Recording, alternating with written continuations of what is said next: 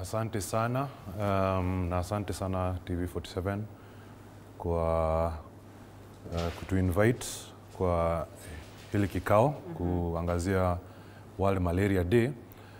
Lile naweza sema kama mhudumu wa afya pale National Malaria Control Program ni kwamba Kenya tumeweza kuchukua jitihada kadhaa ambazo zimeweza kutusaidia kupunguza idadi ya watu ambao wanaathirika na ugonjwa wa malaria. Tukiangalia mwaka wa 2010 karibu 11% walikuwa wanaathirika na ugonjwa wa malaria, lakini sasa ukiangalia kutoka 2022 kuendelea tumepunguza kufikia 6%.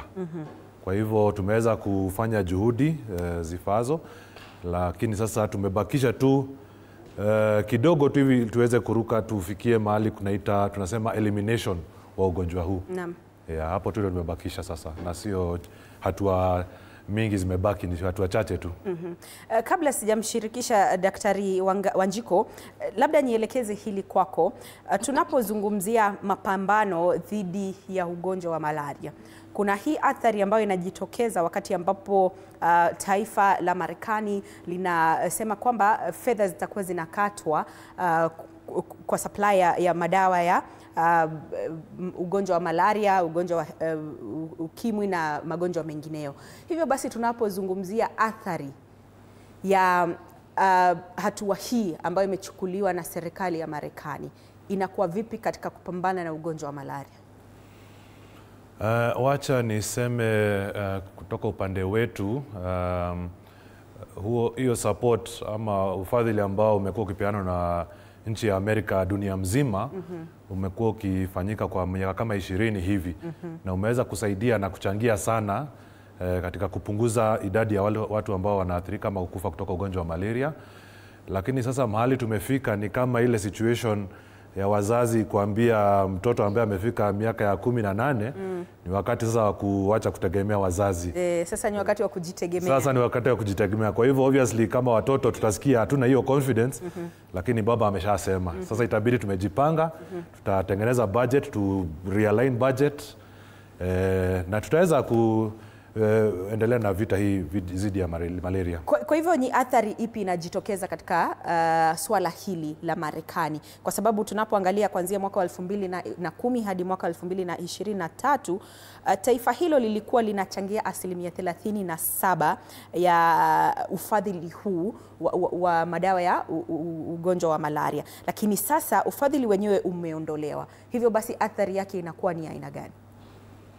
Siwezi sema kutakuwa na athari, sababu sisi kama serikali tumeshajipanga kwa muda, sababu sio ati ni wakati huu mwaka huu ambao huo ufadhili wa Amerika umeondoka, umekuwa ukipunguka kwa miaka. Kwa hivyo tumekuwa tukijipanga kivyetu, kwa hivyo tuko tayari. Ni mambo tu na kuongea na Treasury, Mheshimiwa Rais aweze kubadilisha budget ili tuweze kupata pesa za kununua haya madawa ya malaria, TB, HIV. Kwa hivyo kwa upande wetu siwezi sema tuko na tashwishi ama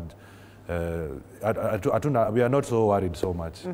Tuko sawa kama serikali. Asante sana. Daktari, nikija kwako, tunaangazia udhibiti wa msambao wa ugonjwa wa malaria, na katika takwimu hata tutakuwa tunacheza sauti yake katibu katika Wizara ya Afya anazungumza vizuri akisema kwamba visa hivi vinarekodiwa kwa idadi kubwa katika maeneo ya ukanda wa ziwa, yani lake regions.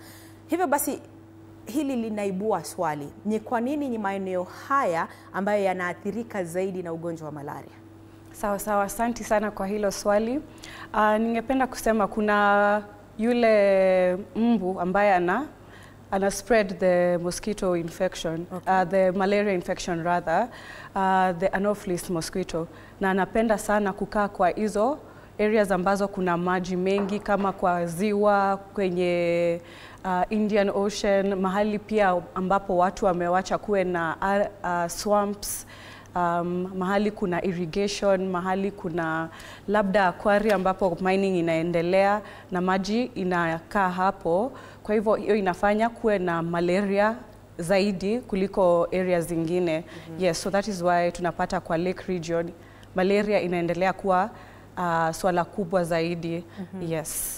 Na labda hata kabla hatujasonga mbali, unajua tunaweza kuwa tunazungumzia ugonjwa wa malaria lakini hatujui ugonjwa wenyewe. Labda kwa mtazamo wako kama daktari, unaweza kutueleza kwa kifupi tu malaria ni nini, inasambazwa na nini, na sasa itakuwa inakutuelekeza katika inaathiri maeneo yaliyo katika maeneo ya ziwani kama vile Siaya, Migori, Kisumu, labda na Kakamega. Okay. Kwa hivyo malaria ni ugonjwa ambao kwa kizungu tunaita infectious, yani unatoka mahali pamoja na kuenda kwa njia ya mdudu. So inaletwa na a protozoa ama organism inayoitwa Plasmodium.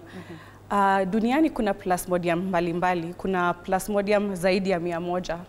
Lakini zile ambazo zinatuathiri na kuleta malaria ni 4 peke yake kwa wanadamu. Na hapa Kenya specifically kuna yule anaitwa Plasmodium falciparum na anasambaratishwa na mbu. Hiyo Anopheles. Anasambazwa. Anasambazwa na mbu. Na mbu. Na kwa hivyo watu wanaokaa kwa hizo area ambapo kuna maji mengi, the lake region, around the ocean, pia the dry areas kama Turkana, wakati kunapata climate change na tunapata mvua, pia tunapata mosquitoes hao wanakuwa wengi, na wanapoenda na kumuuma mtu wakati wana hiyo Plasmodium kwa mdomo, wanasambaza hiyo Plasmodium ama malaria kwa huyo mtu, na inaendelea kuspread kwa mwili ya huyo mtu, na inapoendelea kuspread kwa damu ya huyo mtu ambaye amedungwa na huyo mbu, huyo mbu anakisha toka hapo anaenda anaisambaza kwa mtu mwingine, hivyo and the cycle continues. Kwa hivyo watu ambao wako close to large water bodies, ziwa, oceans and hizo vitu kama swamps, irrigation schemes, wako kwenye hatari zaidi ugonjwa wa malaria. Lakini kuna kitu ambacho umetaja hapo kwamba pia walio katika maeneo kame, kwa mfano iwapo ni katika kaunti za Mandera, Wajir, Garissa, pia wao wako kwenye hatari ya kuambukizwa ugonjwa wa malaria. Naam.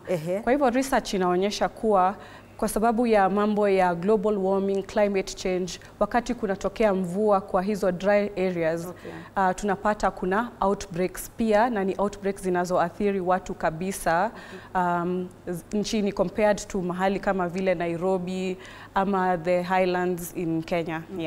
Naam, asante sana kwa hilo Daktari Wanjiku. Mtazamaji, tupate kusikia sauti yake katibu katika Wizara ya Afya akizungumza siku ya Ijumaa wakati ambapo ulimwengu ulikuwa unaadhimisha siku ya malaria duniani. Out of the 5.5 million cases reported in 2023, 10 counties reported 4.9 million cases. And this is represented as 90.3% of all the cases in Kenya. And these counties include Siaya, Busia, Kakamega, Migori, Kisumu, Homa Bay, Bungoma, Turkana, Vihiga, and Kwale.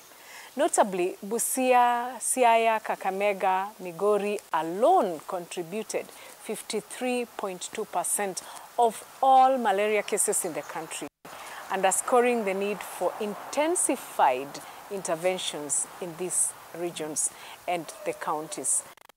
In the past decade, really, we have witnessed a renewed vigor in the fight against malaria, and this is leading to substantial progress across the country, and especially in our country, Kenya.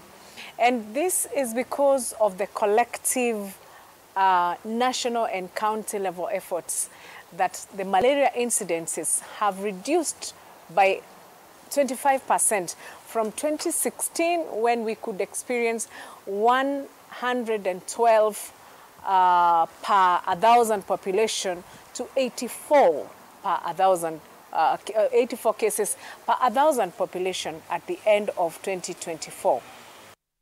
Naam, ni katibu katika Wizara ya Afya hapo akizungumzia msambao wa ugonjwa wa malaria hapa nchini, kwamba tumepiga hatua katika vita dhidi ya ugonjwa huo, lakini bado ugonjwa wenyewe ni tishio, na kwamba malaria ugonjwa huo umepungua kwa 25% kuanzia mwaka 2016, ambapo wakati huo kati ya watu 1000 tungepata kwamba ni watu 112 ambao wana ugonjwa huo wa malaria, lakini sasa mwaka wa 2024 ni watu 84 tu kati ya 1000 ambao wanaugua ugonjwa huo wa malaria. Sasa tuzungumzie tayari tumejua kwamba ugonjwa wa malaria unasambazwa na nini, na kwamba katika maeneo ya ziwa na maeneo ambapo kwa mfano kama eneo la Mombasa ndipo ambapo ugonjwa huu unaambukizwa zaidi.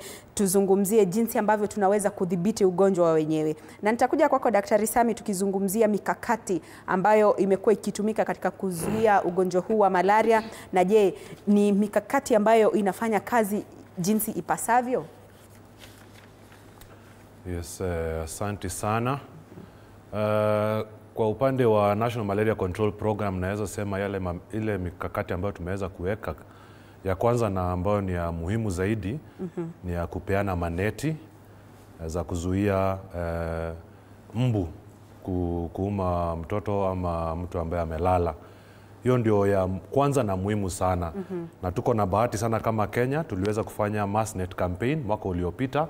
Kwa hivyo kwa muda wa miaka 3 tunaweza sema tunaweza kujipanga wakati huu ambao Amerika wametoa msaada ambao wamekuwa kutupea.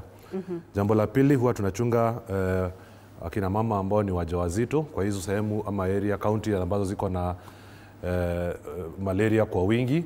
Kwa hivyo huwa tunawapatia neti, huwa tunawapatia mawaidha na dawa za kuzuia malaria kuathiri watoto wao ambao mtoto mama akiwa mjamzito.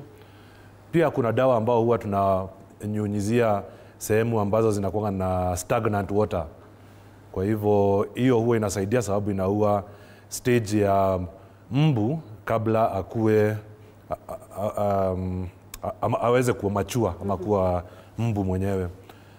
Kwa hivyo tuko na mikakati mingi, pia tukiongezea pia surveillance. Tunaweza kufanya ujasusi, nafikiri naweza sema ni ujasusi, kujua mahali malaria inaenea kwa wingi. Uchunguzi kujua mahali malaria inaenea kwa wingi. Kama sasa hivi tumeweza kuona kwamba Turkana malaria cases zimekuwa zikiongezeka kwa muda. Kwa hivyo tumeweza kuweka mikakati ya kuzuia ugonjwa kuenea kama vile tunaonanga sehemu za Busia na Siaya na kadhalika. Na labda ni kipi ambacho kinachangia kuenea kwa ugonjwa huu wa malaria katika eneo la Turkana? Ni kwa sababu kuna Lake Turkana upande huo au ni kwa sababu gani?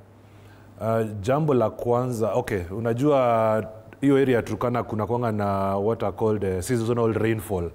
Unapata mvua ambayo inanyesha upande wa Uganda, kwa milima ya upande wa Uganda, inakuja alafu ina settle ama ina settle kwa ile ya Turkana.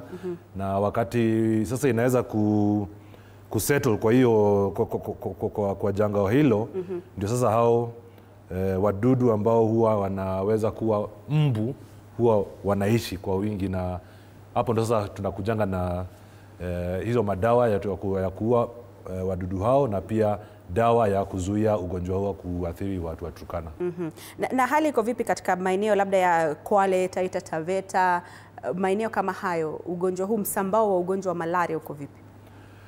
Kile naweza sema ni mbu huyu anapenda fresh water.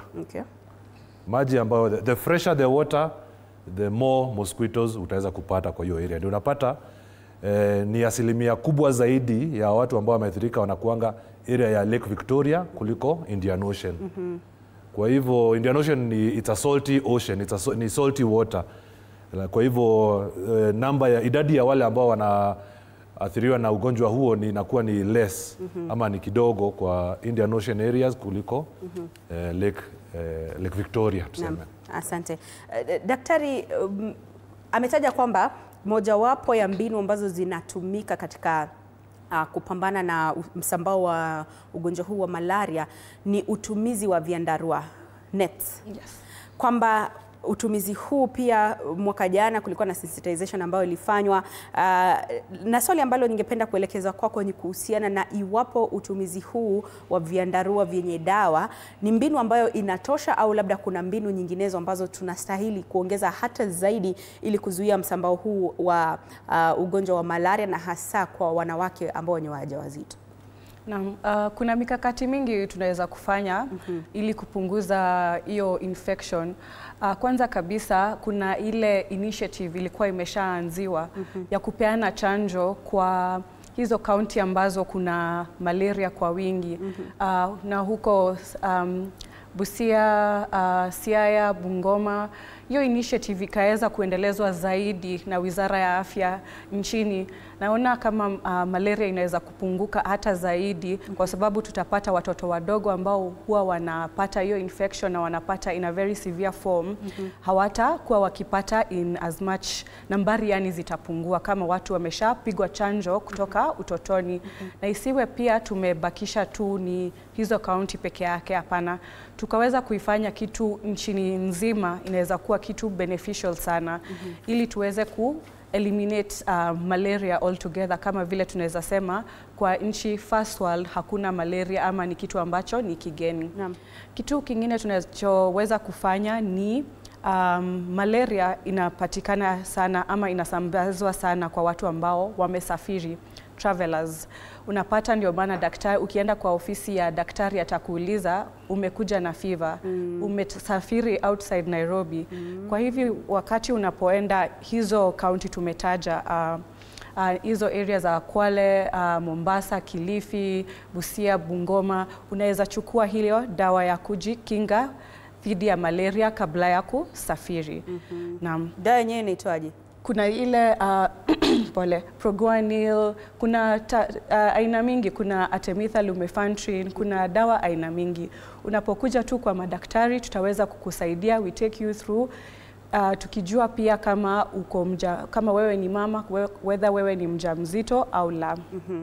Kwa wale mama wajawazito, ningetaka wa encourage mwende ile antenatal clinic ili tuweze kujua, to begin with, uko na hiyo infection, unaishi mahali ambapo kuna risk, na umewahi pata hiyo infection before, umewahi pata watoto before, kwa sababu research inaonyesha kama hii ni mara yako ya kwanza kuwa mjamzito, uko na higher chances ya kupata hiyo infection ya malaria. Kwa hivyo ni vizuri kwenda tu kwa hizo clinic, tuwafuatilie kama daktari alivyotuambia, kufanya surveillance, kuangalia kila wakati ili tuweze kukusaidia wewe kama mama. Kama uko na infection tuitibu mapema, na kama uko at high risk tuweze kukusaidia. Pia kuweza mtoto wako anapoendelea kukua na tunapofika wakati wa kujifungua, tutaweza kujifungua mtoto ambaye ako na kilo zinazofaa, hatuna shida kama zile za anemia and so on and so forth. Vitu vingine tunavyoweza kufanya ni mambo kama mosquito repellents, zile za kujipaka. Pia hizo zinasaidia sana. Unapoenda kwa daktari wako, again, kama unajua unasafiri kwa hizo high risk areas, unaweza kupata on top of hizo za kumeza, kuna hizo za kujipaka. Hizo DEET, mosquito repellents. Pia hizo ni very beneficial.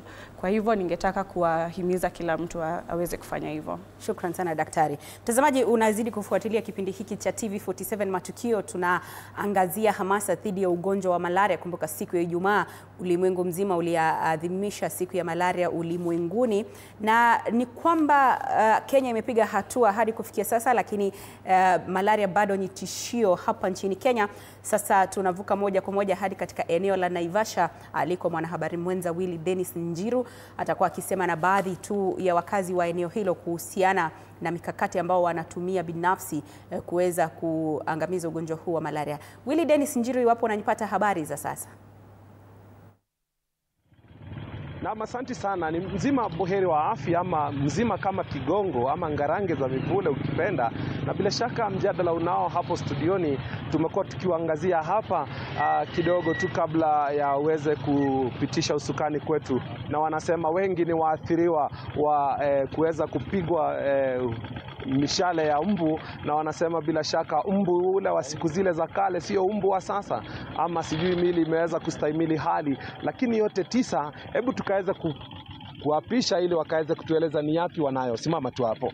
Nieleze jina lako, hali iko vipi katika makabiliano ya ugonjwa wa malaria nchini, na vile hatua ambazo kama nchi tumepiga kwa sasa? Okay, kwa majina naitwa Erastus Mwangi, mimi ni mkaaji wa Naivasha. Sasa hii malaria kama si malaria kama ile ya kitambo. Ile ya kitambo ilikuwa na makali mingi, lakini ya sasa hii ni kama kupitia tu. Napambana na hiyo na hizo maumbu kwa nyumba, unapiga makofi tu kwa hata gari kwa nyumba tu unapata madamu tu kwa ukuta. So sasa hii malaria si kama ile ya kitambo. Ni kama mili yetu sasa iko na kinga kali sana. Hiyo umbu hata ikikuuma tu hivi unajikwaruza tu kidogo, hiyo story unamaliza, unajipaka tu mafuta ya kukamua, hiyo story unamaliza hivyo. Kando na labda inakuuma alafu unapata uvimbe, kwa hivyo mbu haina makali iliyokuwa nayo. Huenda serikali imepiga hatua, ama kwa Kiingereza tunasema mutation yake imerudi chini, ama ni immunity imeenda juu. Kama immunity iko juu, saa hii haina ile makali ya kitambo. Sasa hii malaria ni kama tu homa. Hii kitu unapitia tu haraka haraka inamalizia hiyo story. Asante, wacha tusikie kutoka kwa mwingine. Ndugu, nieleze jina lako na hali iko vipi katika kukabiliana na ugonjwa huu? Asante wewe, na majina naitwa John Mwirore. Mimi kwangu hii umbu hakika tunashindwa kuienda aje, ni makali imeisha ama kunaenda aje. Kitambo mtu akiumwa na hii umbu ulikuwa ukali sana, lakini siku hizi kama hii weekend nimeumwa na umbu kwa kichwa, haifuri hata kujikuna. Ile kujikuna mtu alikuwa anajikuna, hujikuni, inakuuma tu na hivyo hiyo inaisha hivyo. Sasa tunashindwa ni makali ama ni nini, kulienda aje, ama ni umbu ili change si ile ya kitambo. Nashindwa sana. Wanasema katika maeneo yenye maziwa kama vile Naivasha, Kisumu, maeneo ya pwani ni maeneo yaliyo na mbu wengi kutokana na bahari na ziwa, na mbu anashamiri sana kwenye maeneo yale kwa sababu hapo ndipo anapoweza kutega mayai ama breeding. Lakini sivyo hali ilivyo hapa katika Naivasha, sijui kulikoni. Okay, sijui kulimeenda aje kujua kitambo. Hata wakati tulikuwa tunaona kuna mahali kuna maua, uko na maji na unapata kuna umbu mingi sana. Tulikuwa tunamwaga hiyo maji ili hiyo umbu ipotee. Lakini siku hizi hata ukipata ni kama ni mingi sana, lakini hata ikikuuma haina ukali. Ni kufyonza tu. Haina ukali. Lakini unapoteza kiwango kidogo Acha tumalizie na jamaa hapa. Ndugu, karibia kidogo.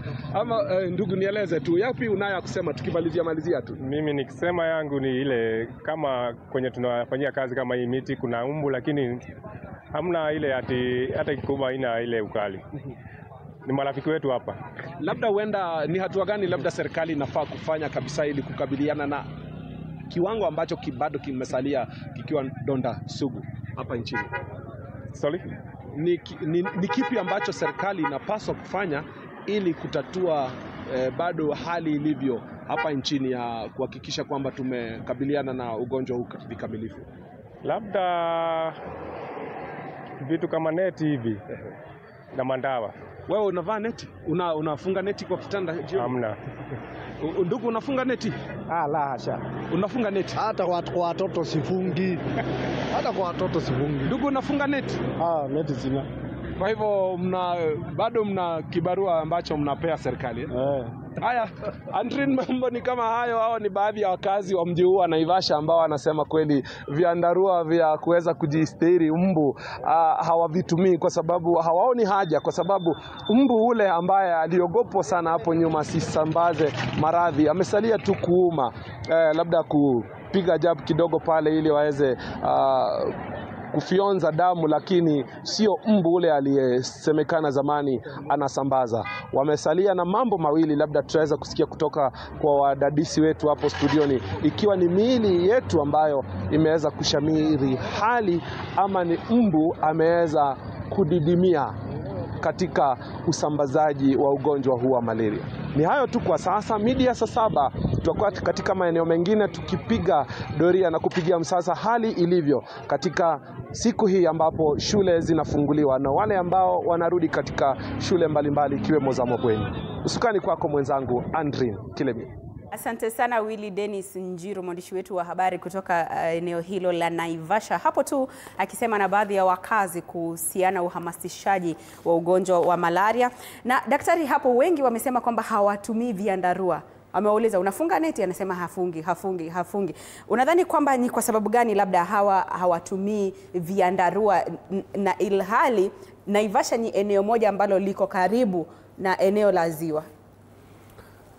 Asante sana kwa swali hilo. Kile naweza sema ni kwamba ndio ugonjwa wa malaria uweze kuenea, lazima kuwe na mambo yafuatayo. Joto lazima ikuwe 18 degrees, joto ya environment lazima kuwe na temperature 18 degrees kwenda juu. Okay. Lazima kuwe na maji ambayo yamesimama na yawe fresh water lake, ni hiyo lake Naivasha. Okay. Lakini lake Naivasha kwenyewe hakuna joto la 18 degrees kwenda juu. Okay. Na maji fresh, alafu na kwa hivyo naweza sema kwamba virusi ama viini vya malaria haviko kwa wingi katika eneo la Naivasha. Lakini mbu anaweza kuwa huko, lakini viini vya malaria haviko. Okay.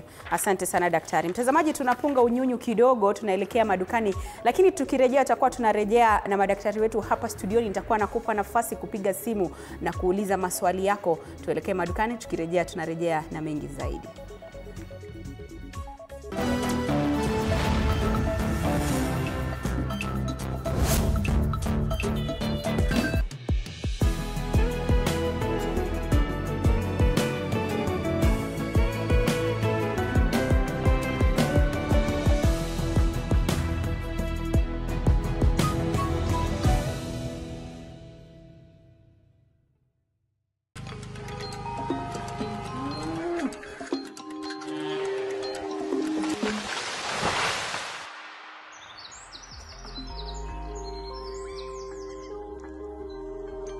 Our world is changing every day, and so should we, for the better. Each week, we tackle the big why, the question that should be on everyone's mind. Why isn't this fixed yet? Deforestation, global warming, and the adverse effects of climate change. The future isn't just something that we inherit, it's something that we create. Join us on The Green Fix as we tell the stories of those who refuse to give up.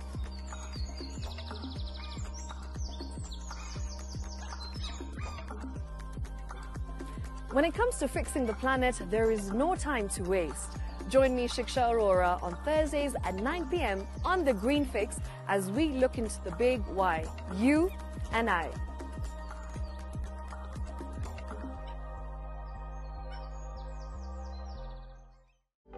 For comprehensive information and education on your health, Body Garage is here.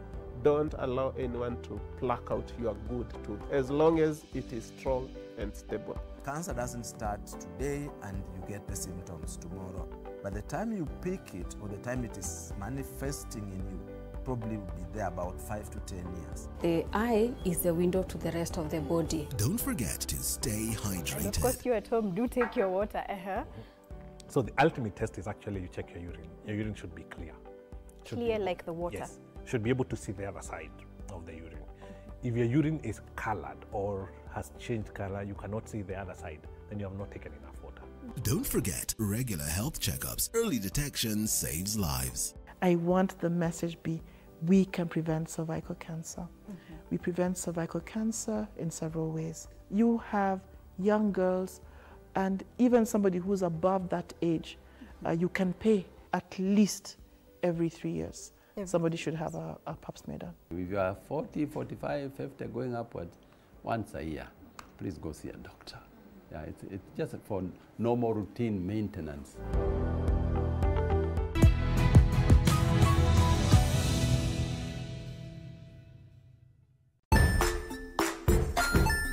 Hey there, friends. Welcome to Kids on the Block, where fun and imagination come alive.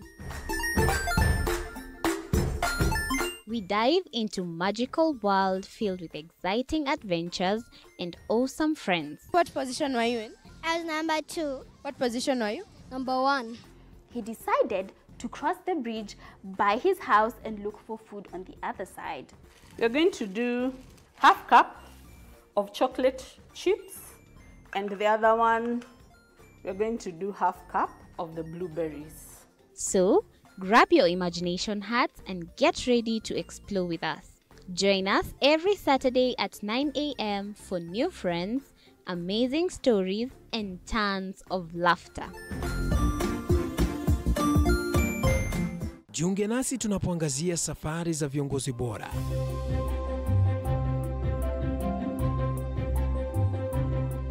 Kutoka kwa ushindi mkubwa hadi masomo magumu. Wakati wetu kwamba wasichana si wa kusoma, ni wa kuolewa, ng'ombe ipatikane, wazazi wakuwe watajiri. Tunashughulikia yote. I wish I were a better investor. My parents taught me how to look for things for myself. Tazama Mfahamu Kiongozi, ambapo kila kipindi kimejaa maarifa, mikakati na hadithi za kukuza azma yako. For me to succeed, I have to fight. Kila Alhamisi saa 1:30.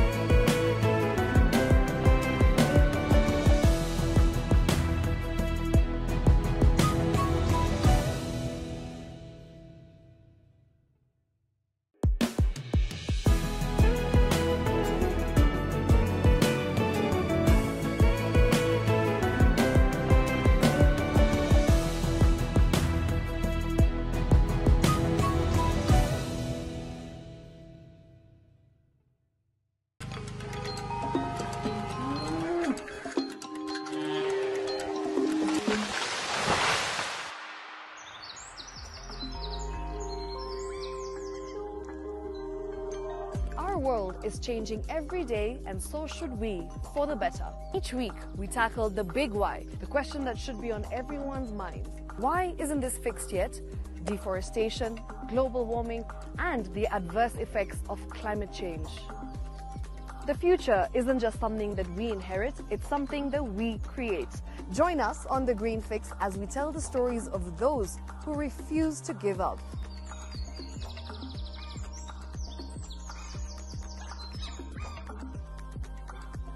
When it comes to fixing the planet, there is no time to waste. Join me for Aurora.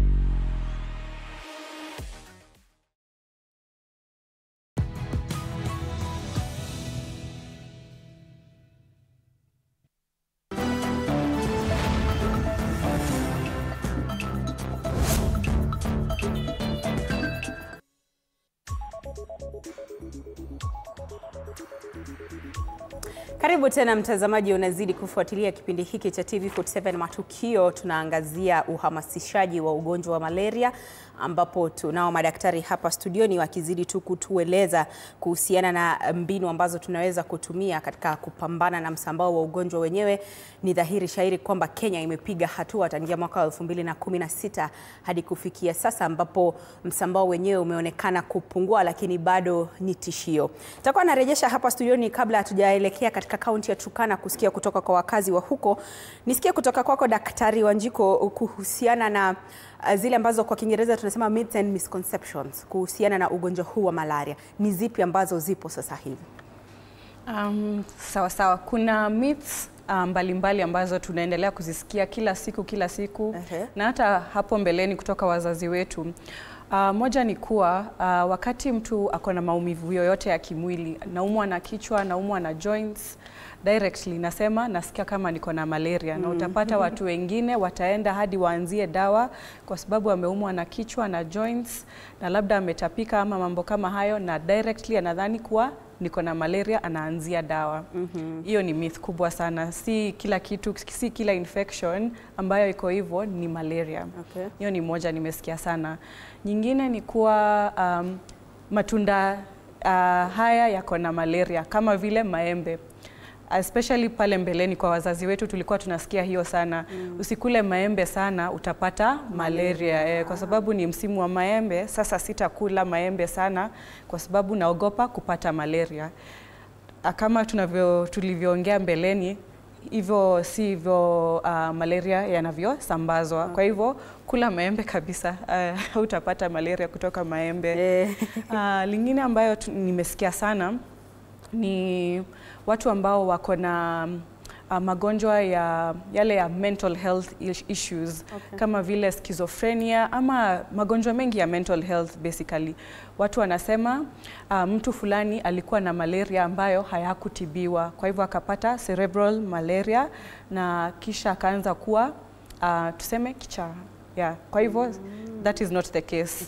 Na cerebral malaria yenyewe inatibika? Inatibika, lakini kwa dawa hizo za anti-malarial drugs. Okay. Yes, but hauwezi kaa na malaria miaka mingi na tuseme tu huyo mtu sasa amepata shida ya kimawazo milele na milele kwa malaria. Naam. Na ni athari ipi inaweza kujitokeza? Kwa mfano, kwanza utatueleza inachukua muda gani kwa virusi hivi kujitokeza mwilini kumanifest, ya? And then iwapo sitachukua hatua, kwa mfano sasa hivi nimeumwa na mbu wa kusambaza malaria, lakini sijachukua hatua yoyote, sijakunywa dawa, sijaelekea hospitalini, hivyo basi kutochukua hatua kila mara wakati ambapo najihisi kana kwamba mwili hauko sawa, kuna athari gani? Naam. Kabla hata nijibu hilo swali, kuna msikilizaji mmoja ambaye alisema malaria ya siku hizi si kama malaria ya kitambo. That's another myth that brings me kwa hilo swali lako.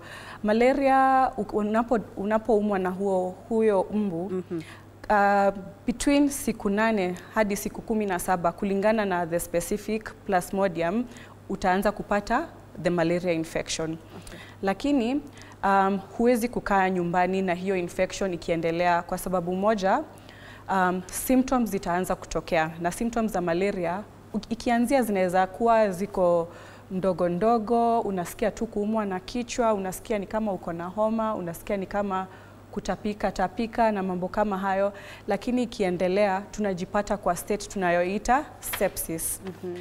Sepsis kwa kurahisisha ni your organs start to fail. Okay. Yes, kama vile your kidneys, kama vile pia your brain inaanza kupata the cerebral malaria, unaanza kuchanganyikiwa, unaanza kupata seizures kama vile mtu wa kifafa, unaanza kuona your organs are slowly failing. Kwa hivyo huwezi kukaa for a very long time with bila kutafuta matibabu. Na utaanza kuzoroteka kabisa, afya yako itazoroteka kabisa. Na kwa hivyo si kusema msikilizaji alivyosema malaria siku hizi ni ndogo kuliko ya kitambo, hapana. Ni kwa sababu labda hilo eneo lake hakuna malaria, lakini kisha kupata na ukae bila kutibiwa, bila kuenda hata kupimwa kama uko nayo, kama nilivyosema tutaingia kwa hiyo hali ya sepsis where your organs, your brain, kifua chako, your kidneys zitaanza kuathirika hadi functions zake zifungike kabisa. Na hiyo ndio danger ya malaria na hatufai kuirahisisha. That's a very dangerous disease. Kwa hivyo hiyo ni myth nyingine that malaria siku hizi si kama ya kitambo, hapana. Malaria ni malaria. Naam. Shukran sana daktari. Mtazamaji, tuelekee hadi Turkana tupate kusikia wakazi wa Turkana wana maoni gani kuhusiana na msambao huu wa ugonjwa wa malaria na hatua ambazo wanachukua katika kupambana na ugonjwa wenyewe na hali kadhalika kuwa na ule uhamasishaji wa ugonjwa wa malaria. Kitio Mika. Naam, asante sana mwenzangu Andrin Kilemi. Bila shaka tunakujia moja kwa moja kutoka kaunti hii ya Turkana, hususan hapa mjini Lodwar. Nimeweza kuingia mashinani mwa mji huu wa Lodwar na bila shaka nimeweza kukutana na wakazi wa kaunti hii. Je, wanasema nini kuhusiana na swala hili la malaria ambaye imekuwa donda sugu katika taifa la Kenya? Wacha nisungumze na wao waweze kuchanganua na kudadafua mengi zaidi kuhusiana na swala hili. Songea hapa hivi. Anza kwa majina yako. Wewe binafsi, je, umefuatilia na kufuata sheria ile ambayo wanasema kwamba wakazi wote waweze kuzingatia kulala ama kujikinga dhidi ya kupata ugonjwa huu wa malaria? Kwanza kwa majina naitwa Michael Lokui, incoming MCA Lodwar Township 2027. Niko hapa na mambo ya malaria. Malaria imetufanya tu tukae hata si watu. So mambo ya malaria hapa, dawa. Hatuna dawa ya malaria hapa Lodwar. They say Kenya, lakini tunasema tunatetea pale niko. Siwezi ama Kenya na wacha Lodwar. So tunapata watu wetu wa reserve wanapata, kuna lori wanapelekanga madawa huko Lodwar. Nini kwa reserve pale wa raia wako. Hakuna saizi hiyo lori. So na madawa haikuji pale natengenezwa. Siji KEMSA ndio yako na shida kwa sababu kuna kampuni inauza KEMSA. Siji nani yako na shida. Ni KEMSA, ni Kenya ama ngambo pale ama pesa hakuna. Kwanza kabla ya hiyo, je, unaona kwamba jamii inafuata sheria kulala ndani ya neti jinsi Wizara ya Afya inasema? Hakuna sheria inafuatwa ya kulala kwa net because net hakuna. Watalala wapi? Hawana net. Net ikifika ndio watalala. neti ni kidogo, na hata saa hizi malaria ni mingi sana Lodwar. Sasa hiyo mvua ilipokuja juzi, saa hizi watu wanaumia. Sasa watalala wapi? Nje na wanapambana na umbu. Je, unaona serikali imejipanga kuhamasisha watu kuhusiana na ugonjwa huu? Naona serikali hajajipanga, bado anajipanga. Ijefika kwa watu kusaidika kwa malaria, hajajipanga, ni kama bado wanajipanga. Lakini wajipanga kujua kwamba watu watakwisha kabla hawajajipanga. So wakuja wasaidie watu kabla hawajaenda, watu wanaenda na malaria. Na asante sana. Andrew, niweze kuzungumza na huyu. Majina yako binafsi na unaona je, nyinyi kama jamii mnazingatia swala hili la wakazi ama kujikinga dhidi ya ugonjwa huu wa malaria? Kwa majina naitwa Joseph Ogiala, ni mkazi hapa Turkana. So mimi vile naona kulingana na community ya Turkana hatuna elimu kamili ya kwamba inafaa tutumie neti. Kwa sababu ukiona community mingi watu wengi wanalala nje, na pia kulala nje pia ni kwa sababu labda ni kwa sababu ya joto. Alafu pia kitu ingine ni pande ya malaria, watu hawajafikishiwa ile elimu ya kwamba wanafaa watumie neti ndio isuie malaria, kwa sababu mbu ndio inaamkisha malaria. Kitu ingine pia watu pia net haipatikani kwa urahisi, na pia changamoto ya kimaisha inafanya mtu hawezi kuafford kukua na net. Tungeomba tu serikali iweze kuangalia na iweze kupeleka elimu kule mashinani, na iweze pia kusambaza net huko mashinani, ndio labda itapunguza malaria. Je, unaona ugonjwa huu wa malaria hapa kaunti ya Turkana, wakina nani hasa ndio wameathirika pakubwa kutokana na hii ugonjwa? Malaria imeathiri sana, wale watu wameathirika sana ni watoto. Na malaria hapa Turkana iko juu kabisa, na wale wanaumia sana ni watoto wadogo. Na tungeomba serikali pia ijaribu kufikisha zile matibabu ama zile dawa zinahitajika kule mashinani, kwa dispensary, kwa hospitali, kwa sababu wakati mtoto maskini akipata malaria, akikuja kwa dispensary hakuna dawa, ana njia nyingine, anabidi anatumia zile kienyeji, na zile kienyeji haisaidii kabisa, ni ile tu kubai masiku. Na asante sana. Andrew, mwisho kabisa tuzungumze na huyu. Majina yako binafsi ni nani, alafu je, wewe kama jamii ama wewe binafsi na jamii mmefuata ile taratibu imewekwa na Wizara ya Afya kuweza kuhakikisha kwamba watu wanafuata zile sheria ili waweze kuepukana na ugonjwa wa malaria? Majina yangu ni Alice Ajikon. Mimi kwangu tu kabisa nataka kuomba serikali yetu ya nchi ya Kenya iweze kutusaidia sana kwa sababu ya malaria. Juu malaria inaua na inaua kwa haraka. Malaria inashinda hata magonjwa hayo mengine. Aswa watoto wetu sana wadogo, kuanzia mtoto wa mwaka 1 hadi miaka 12, watoto wetu wamekufa kwa malaria kwa wingi.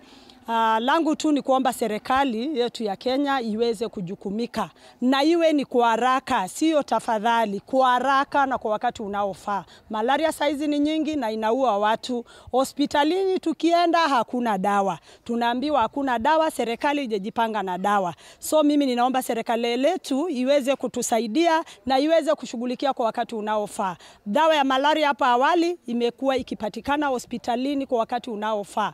Lakini kwa saa hizi kweli kuna changamoto ya dawa ya malaria, kuna changamoto ya madaktari wetu, aswa sisi Turkana County. Madaktari wetu wamekuwa wakienda wakitembelea wale wanakaa mbalimbali kwa mifugo, wale hawana uwezo ya magari kufika referral letu iko mbali, Waturkana ni wanahama na mifugo zao. So madaktari ndio wamekuwa wakienda wakiwatembelea na wanawapelekea chanjo pale, wanawapelekea madawa pale. So saa hizi Waturkana wanakufa sana kwa malaria. So naomba serikali yetu kuu ambayo inaongozwa na Daktari William Samoei Ruto ijipange kwa haraka sana, iweze kufikia kaunti ya Turkana ili watu wetu waweze kupokea madawa ya malaria kwa wakati unaofaa. Saizi hata Panadol peke yake hakuna kwa hospitali.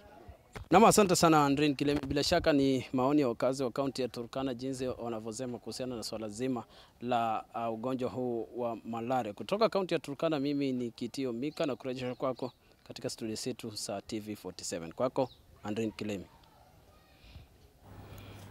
Asante sana Kitio Mika, bila shaka hapo wakizungumza na wakazi wa mji wa Lodwar wa kaunti hiyo ya Turkana, wakielezea jinsi ambavyo wanapiga hatua katika kupambana na msambao wa ugonjwa wa malaria, na vilevile wakitoa wito wao kwa serikali kuweza kuhakikisha kwamba wengi wao wanapata vyandarua ili kuweza kuzuia msambao. Hapa studioni ninao madaktari ambao wanazidi kutueleza kuhusiana na ugonjwa wenyewe, na kuna hili swali ambalo nilitaka ningetaka kuuliza au hata nitaliuliza hata sasa hivi kuhusiana na jinsi ambavyo mbu huyu ambaye tumesema ndiye anayesambaza malaria, kwamba tunaweza tukawa tumeketi hapa sehemu moja ambapo labda kuna mbu, lakini ni mtu mmoja tu ambaye anaumwa na mbu au mbu wale ambao wako katika maeneo yale, na unapata kwamba wengine hawapati kuumwa na mbu.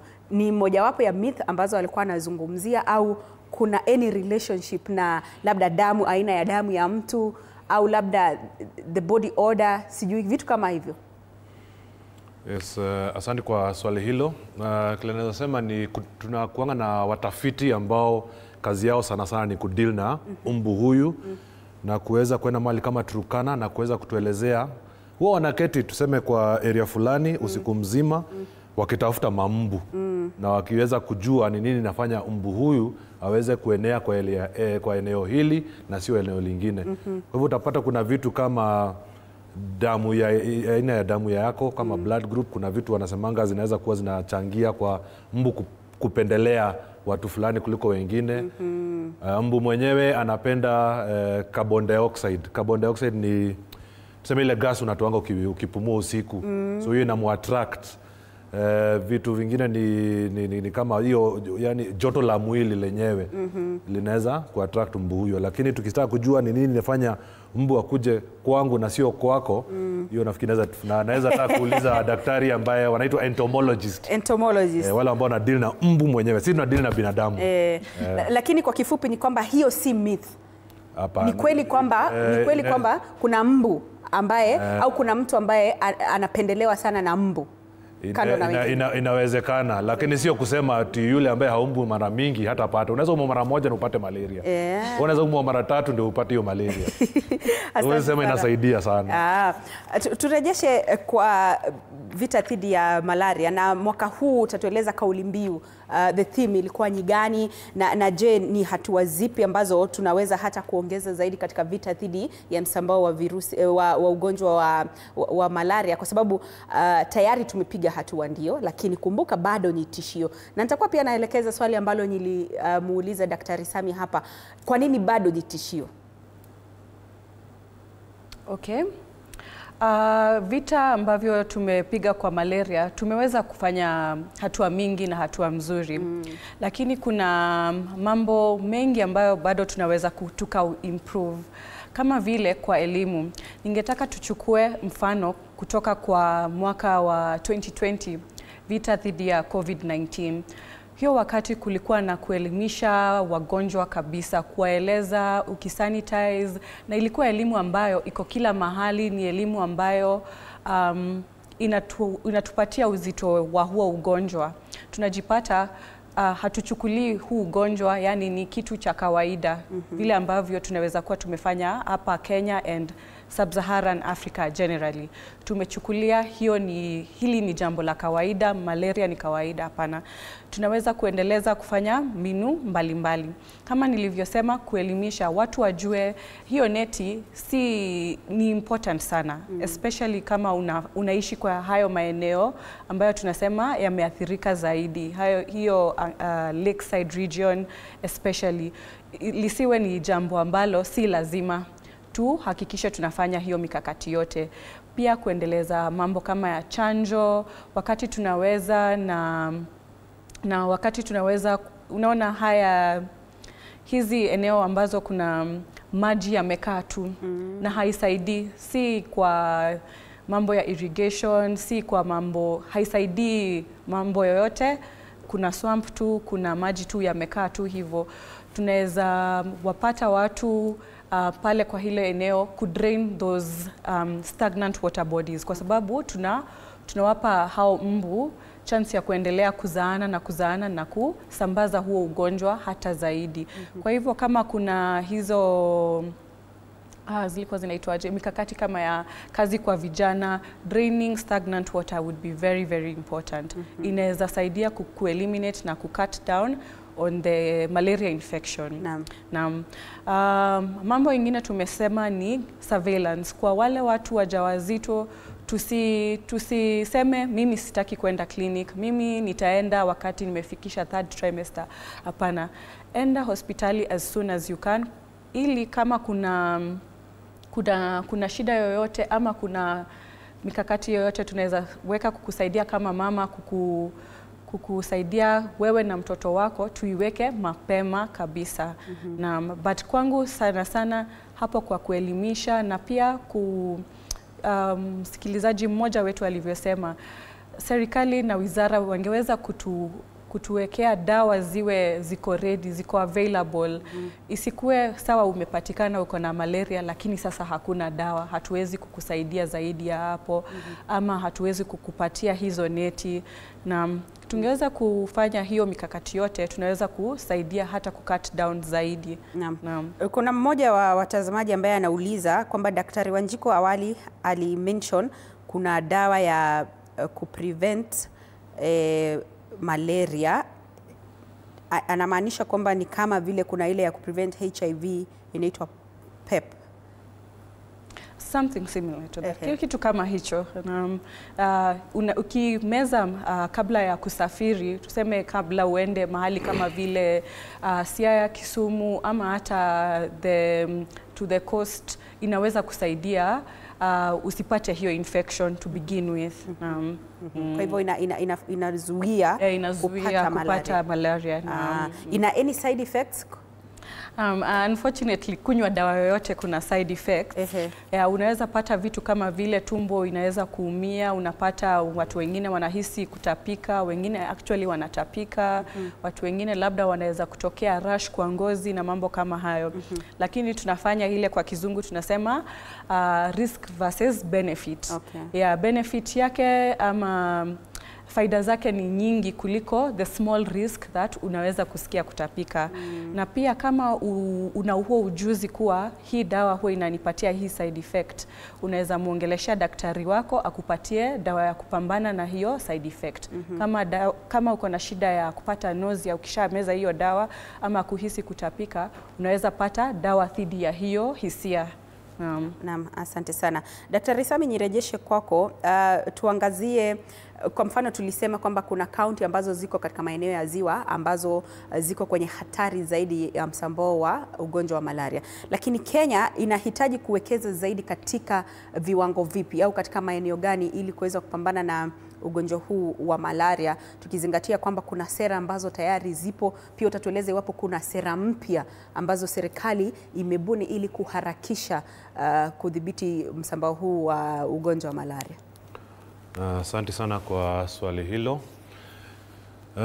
Kile naweza sema ni ukiangalia hata theme ya mwaka huu ya World Malaria Day, tunasema reinvest, reimagine, reignite. Na hii narudi tena kutoka kile nilisema hapo mwanzo wa kipindi hiki. Tumefika mahali ambapo wadhamini wetu ama sponsor wetu ama USAID wamesema watoto wa dunia itabidi sasa wajue wamekuwa wakubwa, waweze kujipanga.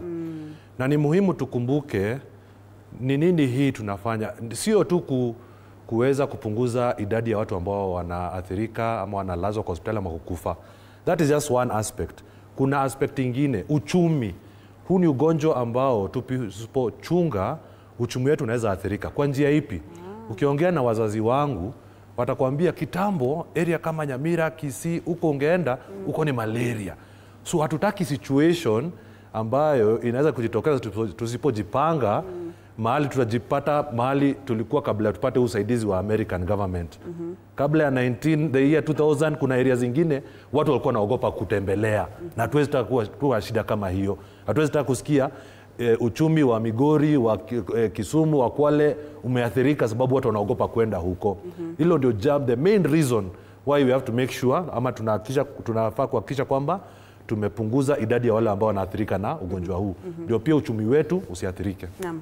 Shukrani sana kwa hilo. Na kuhusiana na sera, policies, je, kunazo sera ambazo ni mpya na ambazo zinaweza kuhasten process of kuweza kupunguza viwango vya msambao wa malaria? Yes, ndio kunayo. Kama mwaka uliopita tuliweza kutengeneza Kenya National Malaria Strategy ambayo itaweza kudumu kutoka mwaka uliopita mpaka mwaka wa 2028. So hiyo strategy iko na mikakati yote mpya ambayo tunataka kuanzisha ili tuweze kumaliza malaria by mwaka wa 2030. Na pia kuna ile policy document. Policy document naangalianga ile mikakati mmeweka kwa muda wa tuseme miaka 30. Tuliweza kurevise policy document last year na tuko na imani kwamba by the year 2030 malaria itakuwa ni jambo la kitambo. Yeah. Daktari Wanjiko, nirejeshe kwako. Unajua kuna baadhi ya watu ambao wanadhani kwamba ugonjwa wa malaria ni ugonjwa ambao iwapo utanipata sasa hivi nitakunywa tu vitembe alafu ni ugonjwa ambao utapona. Lakini tuzungumzie the prevalence na labda hata mortality rate hapa nchini Kenya, kiwango chake kiko vipi? Sasa tunaweza kusema mortality rate kwa sasa kama alivyosema iko 6% nchini.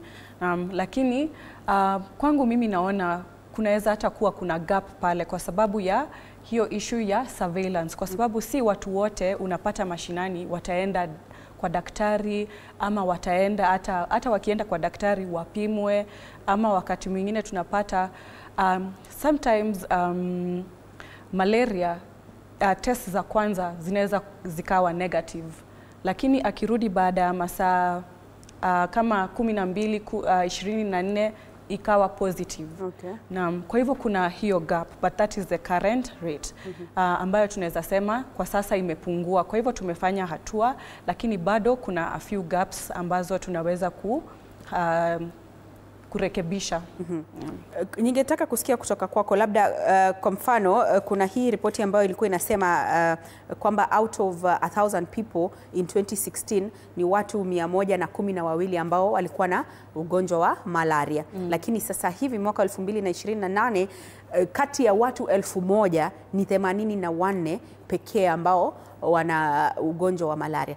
Kwa hivyo kati ya visa hivi vyote ambavyo tunazungumzia, ugonjwa wa malaria unaua kwa kiasi gani? Nadhani daktari mwenzangu labda anaweza chukulia hapo kwa statistics. Hiyo ni jukumu letu kama watu wa national government. Kwa hivyo statistics ni hizo tu umesema.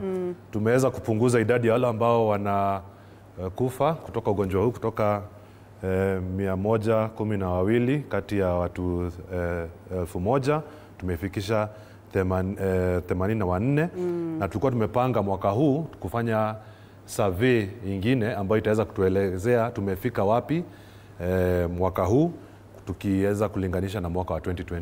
Okay. Tumepanga kufanya utafiti mwingine. Kwa hivyo bado matokeo Bado matokeo. Shukrani sana kwa hilo daktari. Mtazamaji, unazidi kufuatilia kipindi hiki, tunaangazia uhamasishaji wa ugonjwa wa malaria, jinsi ambavyo tunaweza kujikinga kutokana na ugonjwa wenyewe, vile vile tukiangazia tiba na hata pia tukiangazia jamii ina nafasi gani katika kuhakikisha kwamba ugonjwa huu umepungua kwa kiasi fulani. Tunaelekea katika kaunti ya Taita Taveta aliko mwanahabari mwenza Julius Mariki atakuwa akisema na wakazi wa eneo hilo kuhusiana na uhamasishaji wa ugonjwa wa malaria. Mariki? Namshukrani sana Andrin Kileme kutoka studioni na kwenye kaunti ya Taita Taveta. Vile basi naungana na wakazi hapa kuwauliza kuhusiana na swala zima la hamasa kuhusiana na ugonjwa wa malaria. Nimezungumza na baadhi yao na sasa tutakuwa tunapata kusikia kauli zao. Naitwa Wilson Zogori. Ugonjwa wa malaria umekuwa ni tishio kubwa nchini Kenya kwa sababu ya mimi naweza sema utepetevu umeanzia juu ukija chini. For example, ukiangalia pale ninapotoka kuna hizo vifaa hazifikii watu hadi mashinani. Unakuta kwa mfano wakati hizo vifaa vinapokuja saa zingine vinaenda kwa upendeleo. Unakuta kuna watu wa chini kama watu ambao familia zile ambazo zina uwezo, unakuta hazipati hizo vifaa. So ndiposa unakuta wanaonewa sana na ugonjwa wa malaria. For example, ukiangalia watu wa juu sio rahisi usikie ameshikwa na malaria. Malaria zaidi inaonea wale watu wa chini ambayo hizo vifaa haziwapati na hiyo elimu haifiki kwao. Hasa malaria inaletwa na umbu. Na huyo umbu huwa ni hatari na upata kujihifadhi wakati nje yako ni chafu, wakati hujafundishwa labda kulima, kuna zile hatua za kulima nje ya nyumba. Kwa mfano maji yamesimama, kuna vitu na stahili kuweka madawa. So hiyo ndio imekuwa changamoto zaidi kwa malaria. Serikali ndio inafanya vya kutosha, lakini ikifika katikati nafikiri kuna mtelezo unaingia. Hasa hawa wanaochaguliwa wanaitwa hawa wenye kuhusika na mambo na mashinani. Unakuta wengi wao sasa wanajipendelea hawaangalii ni nini cha kufanya, hawachukui muda wao ili kuja kukaa chini na kuelimisha watu jinsi ya kujikinga na malaria. Wao ni kwa mfano tu, inafika pahali unasikia ni firimbi inapigwa na mzee wa mtaa, mnaambia njoni mchukue neti, endeni, hawaambii vile neti zinafungwa. Sasa ukipatia nyanya mzee neti, kwa mfano kuna neti zingine za 6x6 na kitanda yake ni ndogo, unaona ile neti anasema inamtatiza. Saa zingine hawaambii, hawaelimishi kwamba ile neti iko na dawa, na mtu aliyokomaa akisikia dawa iko, kifo kinaogopewa, ile neti anaenda anaiweka. Unakuta zingine zinafungiwa, zinaweza kufugia kuku, unakuta zingine zimeanza kutumia kwa mfano na kilimo. So hapo ndipo kuna shida. Elimu haifiki mashinani, elimu inapotelea juu. Mimi kwa maoni yangu nilikuwa naona wangekuja wakaelimisha watu kama wamama wazee, kama mamangu hivi, bado ni mtu mkubwa. Waje waelimishe, waonyeshe vile zinafungwa, ndio sasa wakae vizuri.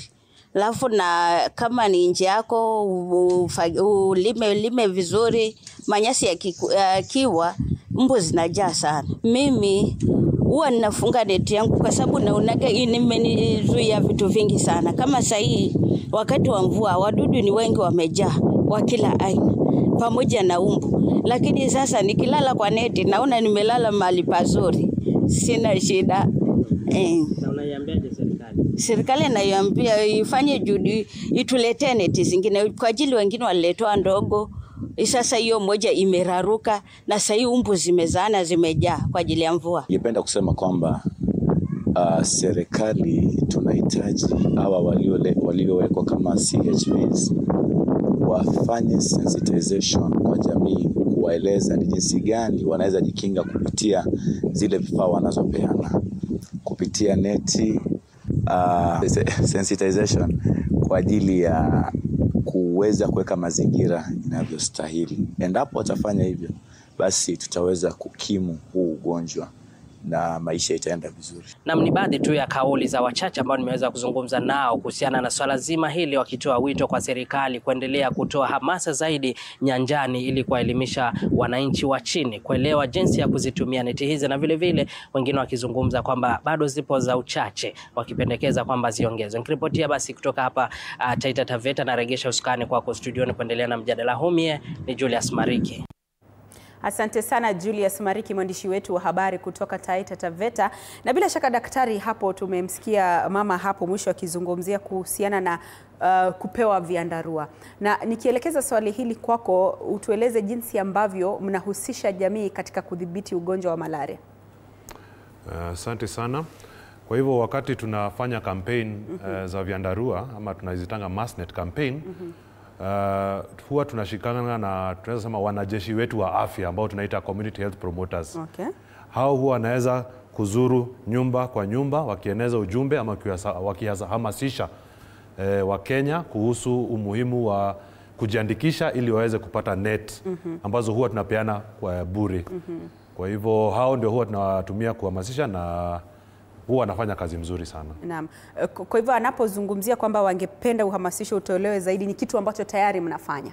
Yes, ni kitu tunafanya, na sana sana huwa tunahimiza zile counties ambazo zinazingira ziwa.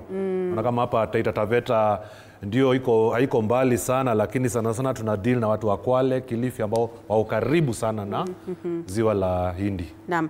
Na National Malaria Control Program inashirikiana vipi na taasisi nyinginezo ambazo si za kiserikali katika juhudi za kupambana na ugonjwa huu wa malaria? Yes, tumeweza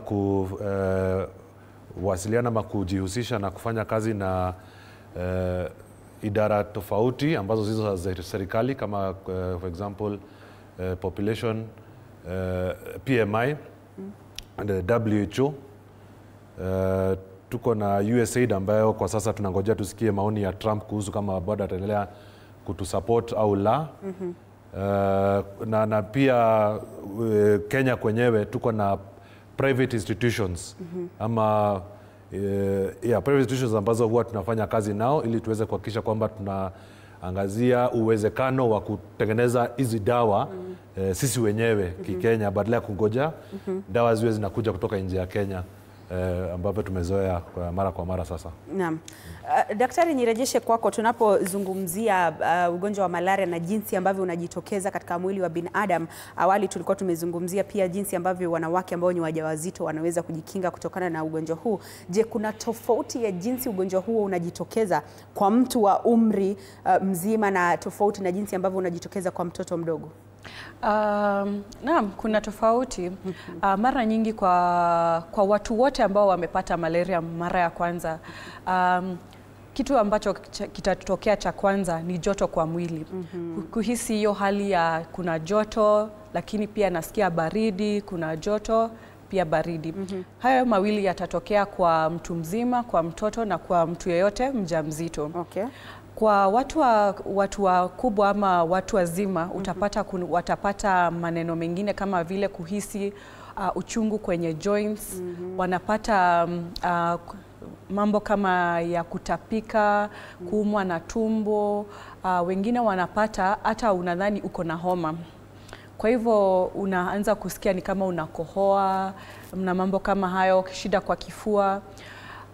Ugonjwa unavyoendelea ndivyo symptoms inavyoendelea pia. Okay. Kwa hivyo inavyoendelea unaweza anza kupata watu wengine wanaanza kupata mkojo wao ama mkojo wao unaanza kuwa mweusi na kidogo sana, ama wengine mweusi au rangi rangi nyeusi. Nyeusi like black? Yes, almost black, dark, very very dark. Wengine hata wanaacha altogether kutoa mkojo yoyote. Ugonjwa unavyoendelea kwa viungo kama nilivyosema, tunajipata kwa hiyo state organ systems zinaanza kuwa affected. Pia kuna ile tuliongelelea cerebral malaria. Unaanza kuona, mtu anaanza kuchanganyikiwa, watu wengine wanaanza kupata seizures kama zile za mtu wa kifafa, and eventually maybe even coma. So those are some of the symptoms utapata kwa mtu mzima. Kwa watoto kama nilivyosema, joto na kusikia hiyo hali ya baridi, joto na baridi, hiyo pia itakuwa. Lakini mara mingi kwao utaona kama ni mtoto mdogo sana ameacha kunyonya. Okay. Ama hakuli. Ukienda kumlisha ni kama hana nguvu hata kidogo. Ama anashinda kama amelala, hata akilala vipi bado haachi kulala. Unapata wakati mwingine pia macho yake ama mikono yake pia kwa mtu mzima inaanza kuwa yellow kwa sababu ya hali ya hemoglobin iliyo kwa damu yetu kuvunjika, kunaanza kuwa na bilirubin. Kwa hivyo mikono huku kwa macho anaanza kuwa yellow pia. Pia tunaweza anza kuona kwa sababu ya joto ama hiyo spread ya malaria to the other organ systems, hiyo bado seizures in children. Na pia hiyo kuumwa na tumbo ama tumbo yake kufura kwa sababu ya viungo kuwa vikubwa kutokana na malaria. Kwa wamama wale wajawazito itakuwa more or less kama yule mtu mzima wa kawaida lakini pia anaweza kupata dalili kutokana na mtoto wake. Yani labda hausikii mtoto wako akicheza alivyokuwa akicheza hapo mbeleni. Unaanza kuona labda jinsi anavyoendelea kumea ama grow at the right rate. Yes, so kuna more or less a similarity kati ya mama wajawazito na watu wazima, lakini hapo kwa watoto mostly inaweza kuwa vile tunavyosema a bit more non-specific. Naam.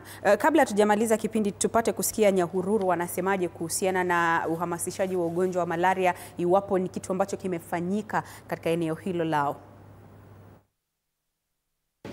Mimi nadhani kuna hatua ambazo hajafikiwa. Pia unajua mambo inabadilika kulingana na hewa, venye hewa inabadilisha. Hizo mosquitoes zinabadilika hivyo. Sasa hiyo ndio njia moja. Nimechukua zile neti na nimejaribu kupiga dawa. Ile dawa inawekagwa kila wakati na kujaribu kufyeka hiyo majani ile iko karibu na nyumba na kumwaga maji, kuondoa chochote chenye zinasimamisha maji. Juu hiyo mbu zinasaliana huko. Haijafaulu. Ni vile tunasema kulingana na vile kuna badilika. Inaonekana hizo zinakuwa na binu zingine za kubadilisha. Inafaa itenge pesa kiwango fulani ili waweze kukabiliana nayo. Mahospitali wajaribu kuelimisha watu juu kuna bado wengine hawajaelimika, hawajajua venye wanasafanya. Naam, ndiyo maoni ya wakazi wa eneo la Nyahururu kuhusiana na hamasa dhidi ya ugonjwa wa malaria. Hapa studioni tunachambua na kudadavua swala zima la jinsi ambavyo tunaweza kutambua ugonjwa wenyewe, jinsi ambavyo tunaweza kujikinga kutokana na ugonjwa wenyewe, na hali kadhalika tukiangazia hatua ambazo taifa la Kenya limepiga katika kupambana na ugonjwa wa malaria. Nitakuwa natoa nafasi ya kauli za mwisho kwa wageni wangu hapa studioni. Daktari Sami, taanza nawe, tuelezee kauli yako ya mwisho kuhusiana na uhamasishaji wa ugonjwa wa malaria na iwapo tumefanya vya kutosha katika kuwaelimisha wanajamii wetu kuhusiana na ugonjwa wenyewe. Okay, asante sana Andrin kwa hilo swali. Ningependa kuguzia jambo moja ambalo ni muhimu sana.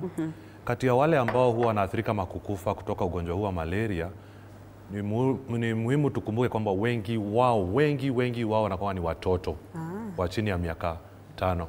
Kumbuke mtoto hawezi kujisemea akiwa na ugonjwa. Hizo masymptoms akiwa nazo hawezi kujiongelelea. Kwa hivyo wazazi lazima wakuwe makini. Sana sana wakiishi kwa hizo areas ambazo tumesema, hizo counties ambazo zimezingira ziwa la Victoria, ziwa la Hindi. Ni muhimu wakuange makini. Kwa sababu mtu mkubwa akiwa na dalili za malaria ataweza kuongea na ataweza kujieleza na ataweza kujua kama anafaa kwenda kwa zahanati ama anafaa kuita community health promoter amtibu kwa nyumba. Otherwise tunasema tuzuie malaria kwa kutumia vyandarua. Namba 2 tunasema ukipata ugonjwa huu wa malaria uhakikishe kwamba umeenda umepimwa. Kwanza tuhakikishe kwamba sio ugonjwa mwingine, sababu saa zingine unafikiria ni malaria, unaweza pata ni ugonjwa mwingine. Kwa hivyo tuhakikishe ni malaria. Ukishapimwa alafu uhakikishe umemeza hizo dawa kwa muda unaofaa. Kufanya hivyo, I think sisi tutaweza kutuachia kama watu wa serikali hiyo kazi nyingine, tutaweza kufanya jukumu letu. Sawa, asante. Daktari Wanjiko? Kwangu ningetaka tu kuwahimiza Wakenya wasichukulie hili kama ni jambo kwa urahisi. Na malaria ni malaria. Tusiseme malaria ya saa hizi si kama ile ya kitambo. Hapana, malaria ni ugonjwa ambao kama daktari mwenzangu alivyosema unaua.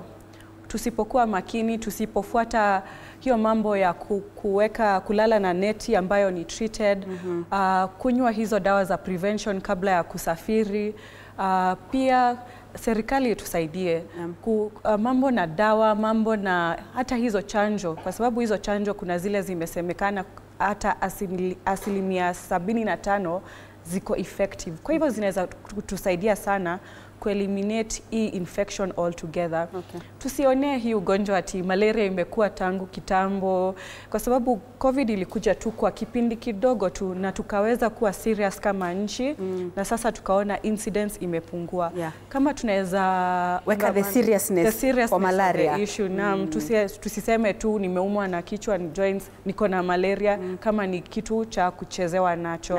Hapana, tuweke seriousness that it deserves, na naona tukifanya hivyo na tuungane pamoja tutaweza kueliminate malaria. Asante sana Daktari Wanjiko Wangare, ni afisa wa utabibu kutoka hospitali ya Karen.